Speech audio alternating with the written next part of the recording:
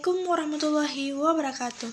Halo semuanya, perkenalkan nama saya Khaira Maulidia dengan NIM 2504239. Pada kesempatan kali ini, saya ingin mengajak kalian semua untuk menyimak pembahasan yang sangat dekat dengan keseharian kita sebagai mahasiswa, yaitu bullying digital dan ujaran kebencian di grup WhatsApp kampus. Pasti setiap dari kita punya grup WhatsApp kelas, jurusan, atau organisasi kan? Di sana, kita bertukar informasi, tugas, dan kabar. Tapi sayangnya, tidak jarang juga tempat itu menjadi ajang candaan yang berlebihan, komentar menyakitkan, sampai hal-hal yang sebenarnya tergolong perbuatan tercela. Mari kita bahas bersama agar kita lebih paham dan bisa menjaga diri. Pertama, mari kita pahami apa itu bullying digital atau sering disebut cyberbullying. Ini adalah tindakan menyakiti, menghina, mengancam, atau mempermalukan orang lain dengan sengaja melalui media digital. Banyak orang menganggap ini cuma bercanda, padahal dampaknya sama menyakitkannya dengan perundungan secara langsung. Contoh yang sering terjadi yaitu mengejek fisik atau sifat teman di kolom komentar grup, menyebarkan foto atau tangkapan layar percakapan tanpa izin, menulis komentar kasar atau menyindir, bahkan sengaja mengucilkan seseorang dengan tidak membalas pesannya atau mengeluarkannya dari lingkungan pertemanan daring. Semua itu adalah perbuatan yang salah. Selain bullying, ada juga ujaran kebencian. Ini adalah perkataan, tulisan, atau ungkapan yang menyerang, merendahkan, atau memusuhi seseorang atau sekelompok orang tertentu. Bentuknya beragam, bisa berupa penghinaan yang tajam, menyebarkan berita bohong atau fitnah untuk mencoreng nama baik, perkataan yang memancing amarah atau memecah belah, sampai ucapan yang melecehkan identitas orang lain. Sekali ujaran itu terlontar, rasa sakitnya seringkali tertinggal lama di dalam hati penerimanya. Khusus di lingkungan kampus, terutama di grup WhatsApp, hal-hal ini sering terjadi tanpa kita sadari.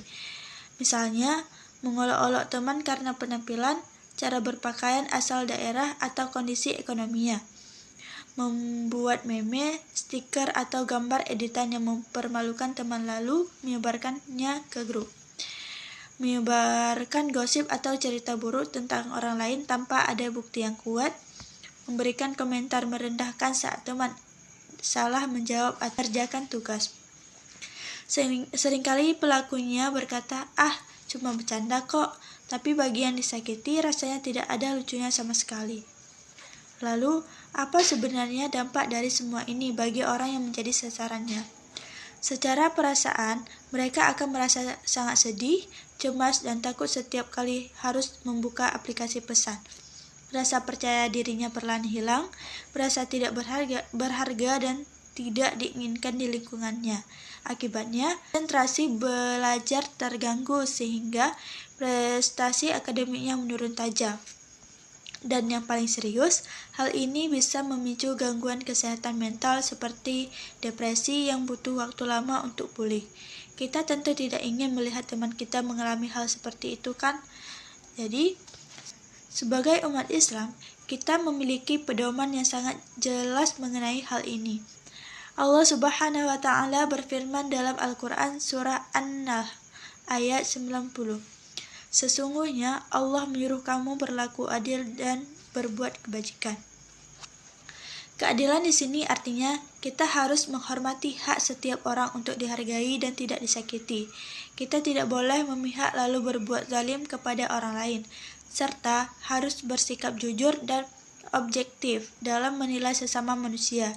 Tidak boleh merendahkan hanya karena alasan yang sepele. Selain keadilan, Islam juga sangat mengutamakan kasih sayang.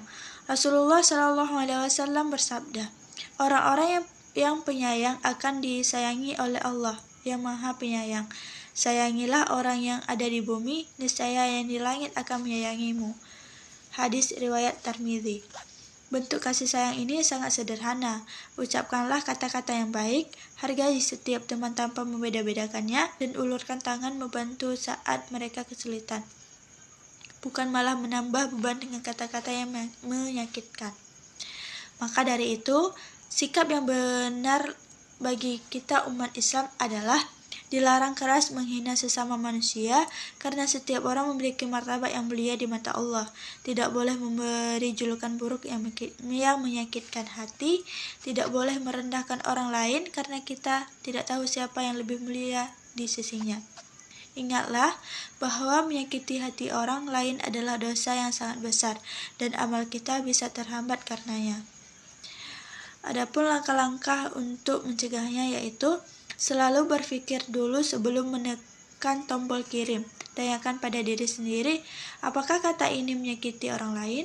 Gunakan bahasa yang sopan santun dan enak didengar kepada siapa saja. Hargai perbedaan pendapat, tidak harus selalu sama untuk tetap berteman baik. Jika melihat ada tindakan yang tidak benar, berani menegur atau melaporkan kepada pengurus grup. Jadilah teman yang menguatkan, bukan yang ikut menjatuhkan orang lain. Sebagai penutup, mari kita tarik inti dari semua pembahasan tadi. Pertama, bullying digital dan ujaran kebencian bukan sekedar candaan, melainkan perbuatan salah yang membawa dampak buruk bagi korban. Yang kedua, Islam mengajarkan kita untuk selalu bersikap adil dan penuh kasih sayang dalam setiap perkataan dan perbuatan. Yang ketiga, sebagai mahasiswa, kita bertanggung jawab menggunakan media digital dengan bijak, sopan, dan bertanggung jawab. Dan yang keempat, mari kita ubah grup WhatsApp kampus menjadi ruang yang positif, tempat saling berbagi ilmu dan dukungan, bukan tempat menyakiti sesama. Jadi itulah seluruh materi yang bisa saya sampaikan hari ini. Semoga apa yang saya bagikan bisa menjadi pengingat bagi kita semua agar lebih berhati-hati dalam berbicara, baik langsung maupun lewat pesan. Mohon maaf jika ada kekurangan dalam penyampaian saya. Terima kasih banyak sudah menyimak sampai selesai. Semoga kita semua menjadi pribadi yang menyebarkan kebaikan dimanapun kita berada. Wassalamualaikum warahmatullahi wabarakatuh.